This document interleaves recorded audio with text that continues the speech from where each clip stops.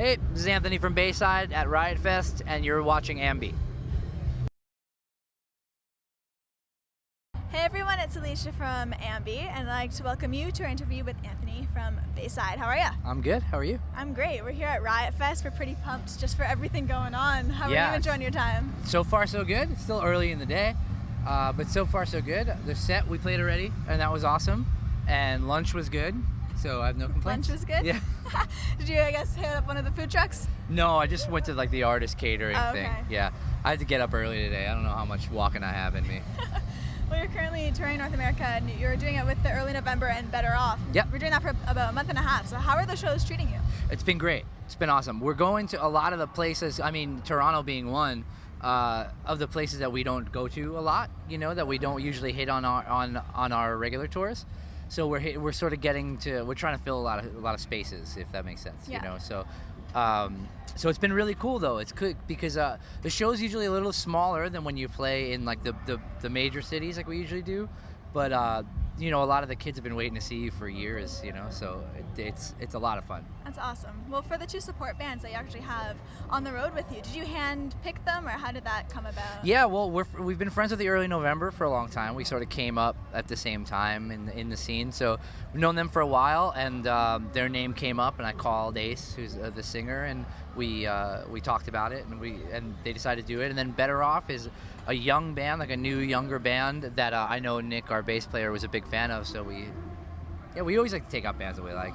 Well, when it comes to actually picking support bands, what are some things that you look for in them, whether it's friendship or just good music? Like, what are your... At this stage in our career, we've been a band for so long that we have to try and convince our fans to come and see us for like the 10th and 20th time, you know. So it's some bands, when they pick support, they're curious like how much the other bands are going to help sell tickets and stuff like that. For us, we just want a band that our fans are going to like, because that helps our fans make the decision of should I go see them for the 20th time? You know what I mean? Definitely. Yeah.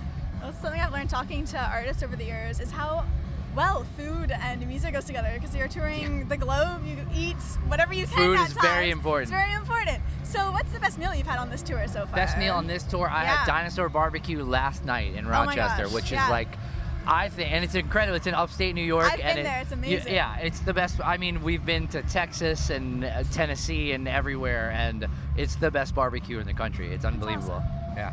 Well, I know you did Riot Fest Chicago last week, where you actually played your self-titled record in full. Yeah. So from that album, what are some of your favorite songs to still play live? Well, Devotion and Desire has always been like our most popular song pretty much since it came out, which was 10 years ago. So I love, we've been closing with that song for 10 years. We close every show with it. Every single show. Every show for 10 years we close with it. Except for that day that we played the whole record though, because we played it in order. Yeah. So I still love playing that. I love playing Blame It on Bad Luck. A lot of like the fan favorites are always a lot of fun to play. And being that we're at Riot Fest, when it comes to your live shows, what's one of the crazier moments that has occurred that you could share with our viewers? I mean, I get scared in my old age, you know, like I'm a dad now, you know, so when I see kids climbing things, I get really nervous. Get off, please. I just don't want anybody to get hurt, you know. Well, you have 6 records under your belt, so curating setlists kind of must be tricky for you, I'm assuming. Yeah. So when it comes to doing that, how do you decide which songs you're going to pick from where? How's that come about? For a headline tour, we play about 20-something songs, 20, 22, 23 songs. So about 10 of those songs are kind of the fan favorites that we play. We play every day, you know, every tour, every show, and then we have like a little bit of space to play with like about half of the set. And it just depends on where we are on cycle. If we have a new record out, we try to promote more songs from the record, and we always try to. Every tour, we try to at least play 1 or 2 songs that we've never. Zach from All Time Low. I'm interviewing them next.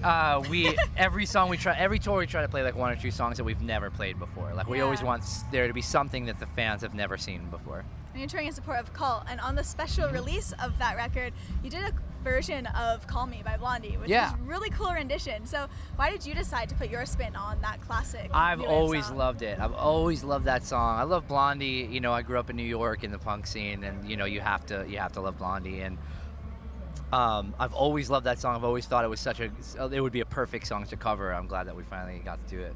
back in 2012, you actually did a covers Volume 1. Yeah. So are there any plans, like a little teaser maybe for Volume 2? What's going on there? It'll happen at some point. It comes down to like scheduling, because we are always so busy with Bayside touring, and like today is the last show technically of this record cycle.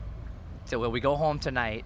It's the end of the tour, and then we are going to go home and start writing and recording a new record.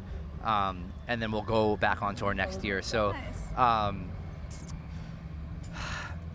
it's hard to fit it in because you're always like trying to write a new Bayside record, and then I do solo stuff on the side, and so we try to fit it in. Nice. It'll happen at some point. Are there any songs floating around that you'd really like to put your spin on? As far as covers, Yep. That's a good question. Thank you.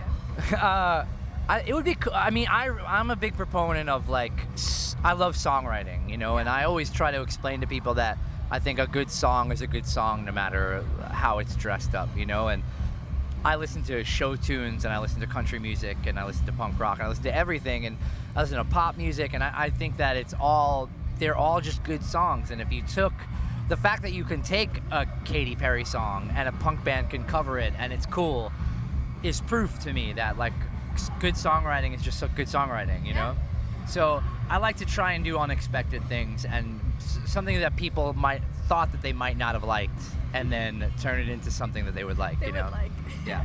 Well, you mentioned your fans before, so something I wanted to bring up with you is your loyal fan base. It seems to be ever growing over the years. So just to wrap everything up today, is there something that you'd like to say to all of your fans who are going to be viewing our interview? No, we just want to thank everybody for 15 years, and we plan on doing another 15.